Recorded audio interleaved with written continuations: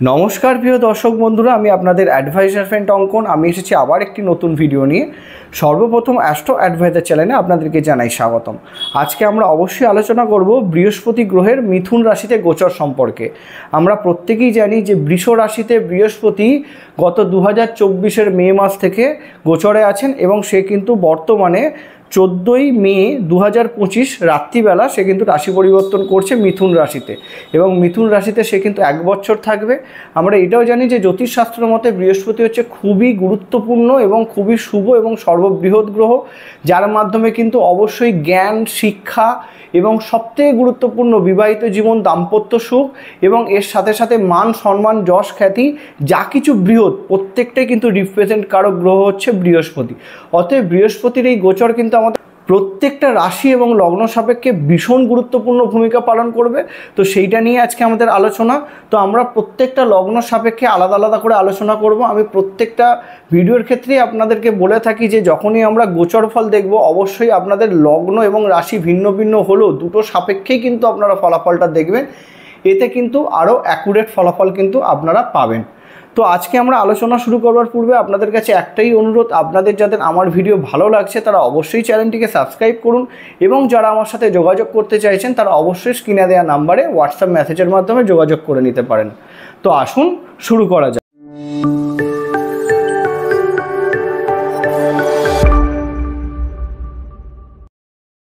তো সর্বপ্রথম আমরা দেখতে পাচ্ছি এটা হচ্ছে বৃষ রাশি। বর্তমানে বৃষ রাশিতে বৃহস্পতি গোচর করছিলেন, যেটা হচ্ছে 2024-এর মে মাস থেকে। সে কিন্তু 2025-এর মে মাসের 14 তারিখে চলে আসছে মিথুনে। সেখানে কিন্তু সে 1 বছর থাকবে। অ্যাকচুয়াল 1 বছরই মিথুন রাশিতে থাকবে না, সে কিছু দিনের জন্য কিন্তু কর্কটেও আসবে। সেই বিষয়টা আপনাদের কাছে ক্লিয়ার করে দেবো। এখন ব্যাপারটা হচ্ছে যে আমরা এটাও জানি, যারা আমার ভিডিও আপনারা দেখেন, বৃহস্পতির 3টে দৃষ্টি। তো বৃহস্পতি আপনাদের শুধুমাত্র গোচর সাপেক্ষে যেই ঘরে গোচর করবে সেই ঘর নয়, এবং সেই ঘর থেকে যেই ঘরে দৃষ্টি দেবে সেই ঘর রিলেটেড কিন্তু প্রভাবেও ভীষণভাবে বৃদ্ধি আনবে। এবং এইটাও আপনাদের কাছে বলা আছে যে বৃহস্পতির 5ম এবং 9ম দৃষ্টি সর্বসেরা হয়। তো যেই ঘরে আপনাদের দৃষ্টি পড়বে সেই ঘর রিলেটেড পজিটিভ এবং উচ্চ প্রভাব আপনারা কিন্তু লাভ করবেন। তো অবশ্যই এই গোচর সেই কারণে সবথেকে গুরুত্বপূর্ণ। শনির পরে একমাত্র বৃহস্পতি এরকম একটি গ্রহ যে কিন্তু যেটা দিয়ে যায় সেটা পার্মানেন্ট, বা বলতে পারেন ভবিষ্যতের কথা চিন্তা করেই দিয়ে যায়।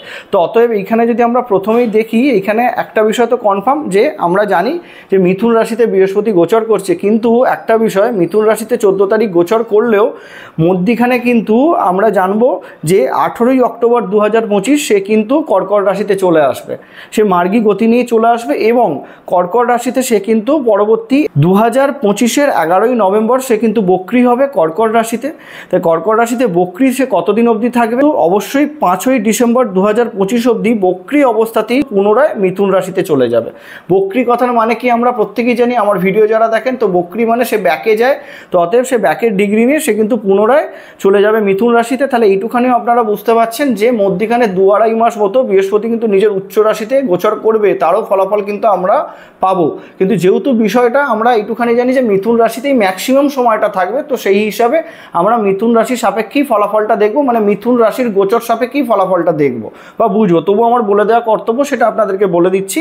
এবং বৃহস্পতি মিথুন রাশিতে গিয়ে 11ই মার্চ 2026-এ সে কিন্তু হয়ে যাবে মার্গী, অর্থাৎ সে আবার পুনরায় কিন্তু কর্কট রাশির দিকেই তার ডিগ্রিকে এগিয়ে নিয়ে যাবে এবং একদম ফাইনালি 2রা জুন 2026 সে কিন্তু নিজের উচ্চ রাশি কর্কট রাশিতে গোচরে আসবে। তো অতএব আমরা একটুখানি ধরে নিতে পারি যে 14ই মে থেকে 2রা জুন 2026 অবধি কিন্তু বৃহস্পতি মিথুন রাশি সাপেক্ষে একটা পজিটিভ ফলাফল বা মিথুন রাশিতে গোচর করবে।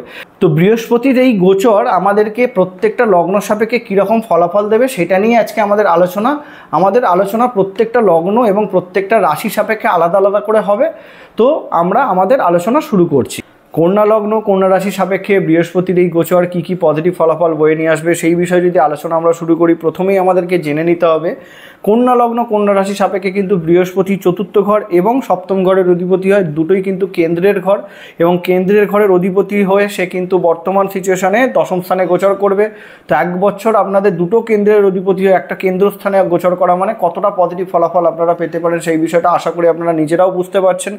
এমনিতেও যদি আমরা দেখি যে বৃহস্পতি কিন্তু এই লগ্ন এবং রাশি সাপেক্ষে খুবই গুরুত্বপূর্ণ দুটো ঘরের অধিপতি হয়, কেননা দুটোই সব থেকে সেন্সিটিভ ঘর। একটা হচ্ছে আমাদের সুখের ঘর, এবং এছাড়াও আমরা চতুর্থ ঘর থেকে আর কি কি দেখি, আমাদের গৃহসুখ, আমাদের গাড়ি বাড়ি সব কিছু, আমাদের মাতৃসুখ, যা কিছু আমাদের সংসার জীবনের মধ্যে উঠে আসে সেটা কিন্তু চতুর্থ ঘর থেকে আসে। এবং দ্বিতীয়ত হচ্ছে সপ্তম ঘর, যেটা হচ্ছে আমাদের ব্যবসা, আমাদের দাম্পত্য সুখ। তো সেই দিক থেকেও কিন্তু আমাদের খুব সেন্সিটিভ ঘরের অধিপতি হয়। তাহলে এই বিষয়টা খুব পরিষ্কার যে দুটো পজিটিভ ঘরের অধিপতি হয়, পজিটিভ ঘরে যেহেতু গোচরে আসছে, এদিক থেকে আপনারা বুঝতে পারছেন যে বৃহস্পতি কিন্তু এই বছর আপনাদেরকে ভীষণভাবে সাপোর্ট দেবে যারা কন্যা লগ্ন কন্যা রাশির মানুষ। তাহলে সেই ফলাফলটা নিয়ে আজকে আমাদের আলোচনার বিষয় হবে। প্রথমত দেখুন, এইখানে আপনাদের বৃহস্পতি যে দশমে গোচরে এসেছে, এই দিক থেকে তো খুব পরিষ্কার করে বুঝতে পারছেন যে আপনাদের কর্মের কিন্তু স্টেবল হওয়ার জায়গা আসছে। যারা ধরুন এতদিন ধরে অনেক কিছু প্ল্যানিং করেছেন কিন্তু সেটা করতে পারছিলেন না, তার জন্য কিন্তু প্রস্তুত হয়ে যান। এইটা আপনাদের 1 বছর পূর্ণ সময় পাবেন, যেগুলো যেগুলো চিন্তা করেছেন, স্বপ্ন দেখেছেন, সেগুলো পূরণ করবার সময়। অবশ্যই নিজেকেই করতে হবে, কিন্তু সেই যোগাযোগটা কিন্তু বৃহস্পতি 100% আপনার কর্মের জায়গায় থেকে এসে করে দেবে। আমাদের দশম স্থান কিসের ঘর হয়? শুধুমাত্র কর্ম সেটা নয়, আমাদের সব কিছু দায়িত্ব, সব কিছু কর্তব্য, যা যা আমরা নিজেদের বলতে পারেন সার্ভাইভ করার জন্য করব, সেটাই আমাদের কর্ম। তো অতএব দশম স্থানে বৃহস্পতি আসছে মানে আপনাদের কর্মের জায়গাতে সেটেলমেন্ট দেবে। তো এইখানে আপনারা যারা পুনরায় ব্যবসা শুরু করতে চাইছিলেন, অনেক দিন ধরে ধরুন কর্ম আটকে ছিল, চাকরি মনের মতো পাচ্ছিলেন না, সেই জায়গাতেও কিন্তু বৃহস্পতির এই দশমে গোচর আপনাদেরকে সব রকম দিক থেকে পজিটিভ ফলাফল দেবে। এবং চতুর্থপতি এবং সপ্তমপতি হয়ে যেহেতু দশম স্থানে গোচরে আসছে, সেই দিক থেকে এইটাও আপনাদেরকে ধরে নিতে হবে যে আপনারা একটা নতুন করে রুটিন মাফিক জীবন কাটানোর জন্য প্রস্তুতি নেবেন, এবং সেটাতেও আপনারা সফল হবেন। এবং ব্যবসা এবং বিবাহ দুটোর জন্যই কিন্তু এখানে বৃহস্পতির গোচর ভীষণ ভালো পজিটিভ ফলাফল দেবে। আর এইটাও আমরা জানি যে বৃহস্পতি 3টে দৃষ্টি, তো এইখানে কন্যা লগ্ন সাপেক্ষে বৃহস্পতি দশম স্থান অর্থাৎ মিথুন রাশিতে গোচর করে 3টে দৃষ্টি কী কী? পঞ্চম, সপ্তম এবং নবম। প্রথম পঞ্চম দৃষ্টি কোথায় দেবে? যেটা পড়বে হচ্ছে আপনাদের দ্বিতীয় ঘর। তো দ্বিতীয় ঘর আমাদের কিসের ঘর হয়? আমাদের বাণী, আমাদের ধনসম্পত্তি, আমাদের ফ্যামিলির ঘর হয়। তাহলে সেই জানে যখনই বৃহস্পতি দৃষ্টি দেবে, প্রথমত আমরা এইটুখানি বুঝতে পারছি যে আমাদের কর্মের মাধ্যমে আমরা কিন্তু এই পার্টিকুলার সময়টাতে ধন অর্জন করব। তাহলে সেই হিসাবে যদি আমরা দেখি, ধনস্থানকে স্ট্রং করবার জন্য বৃহস্পতির এই দৃষ্টি কিন্তু ভীষণ ভালো। অতএব এই সময়টাতে অর্থ গেইন করবার সময়, অর্থ জমানোর সময়, সেভিংস করবার সময়। আপনারা যে সকল মানুষরা ধরুন কথা বেচে কাজ করেন, কথা মাধ্যমে অর্থ উপার্জন করেন, বা সাংবাদিকতার সাথে যুক্ত আছেন, অ্যাডভাইস ব্লগ কর্মের সাথে যুক্ত আছেন, তার জন্যও কিন্তু বৃহস্পতির এই দৃষ্টি আপনার জন্য ভীষণ ভালো। ফ্যামিলিতে যদি কোনো রকম কোনো সমস্যা চলে থাকে, সেই সমস্যার সমাধান করার জন্য বৃহস্পতির এই দৃষ্টি ভীষণ ভালো কাজ করবে। এবং যাদের পৈতৃক সম্পত্তি নিয়ে কিছু ক্ষেত্রে সমস্যা চলছিল, সেই সমস্যার সমাধান হওয়ার জায়গা, বা বলা যেতে পারে পৈতৃক সম্পত্তি অনেকদিন ধরে আপনারা তার থেকে সেটেলমেন্ট চাইছিলেন, সেই ক্ষেত্রেও আমরা বলবো বৃহস্পতির এই দৃষ্টি আপনাদেরকে কিন্তু সেই পৈতৃক সম্পত্তি থেকে সেটেলমেন্ট দিয়ে দেবে। ধরুন ভাই বোন দাদা দিদির জন্য আটকে ছিল, সেই জায়গায় সেটেলমেন্টও কিন্তু বৃহস্পতির এই দৃষ্টি আপনাকে দিয়ে দেবে। তাহলে সেই হিসাবে যদি দেখি, দ্বিতীয় দৃষ্টি খুব ভালো। এবং সপ্তম দৃষ্টি কোথায় পড়বে? যেটা কিন্তু নিজের ঘর, চতুর্থ স্থান। চতুর্থ স্থান কি? আমাদের প্রথমেই আমি বলেছি আমাদের গৃহসুখ। তো অতএব যারা বাড়ি করতে চাইছিলেন তাদের জন্য কিন্তু খুব ভালো সময়, নিজেরা নতুন করে ফ্ল্যাট কিনতে চাইছিলেন তার জন্য খুব ভালো সময়, বাড়িকে রেনোভেট করতে চাইছিলেন তার জন্য খুব ভালো সময়, গাড়ি কিনতে চাইছিলেন তার জন্য খুব ভালো সময়, মাকে নিয়ে কোথাও ঘুরতে যেতে চাইছেন তার জন্য খুব ভালো সময়, মাকে কিছু বড় কিছু গিফট করবার প্ল্যানিং করা ছিল অনেক দিন ধরে যেটা পারছিলেন না, তার জন্যও কিন্তু ভালো সময়। সেই যোগও কিন্তু বৃহস্পতি আপনাদেরকে দেবে। অতএব এই সময়টা কিন্তু আপনাদের সুখকে খুব সুন্দরভাবে কাজে লাগানোর সময়। অতএব সুখী হতে পারবেন যদি একটুখানি এফর্ট দেন, নিজের কর্মকে যদি একটু পজিটিভলি দেখেন, তাহলেই দেখবেন সব রকম সুখ কিন্তু বৃহস্পতির এই দৃষ্টি আপনাদেরকে দিয়ে দিচ্ছে। এবং যেহেতু আপনার চতুর্থ স্থানে দৃষ্টি পড়ছে, অনেক পজিটিভলি মাঙ্গলিক কর্ম, ধরুন আপনার বিয়ে বলুন বা আপনার ফ্যামিলিতে যে কোনো অনুষ্ঠান বলুন, সব রকম অনুষ্ঠান হওয়ার যোগও তৈরি হবে এবং সেটা খুব সফলভাবে দেখবেন পরিণতি পাচ্ছে।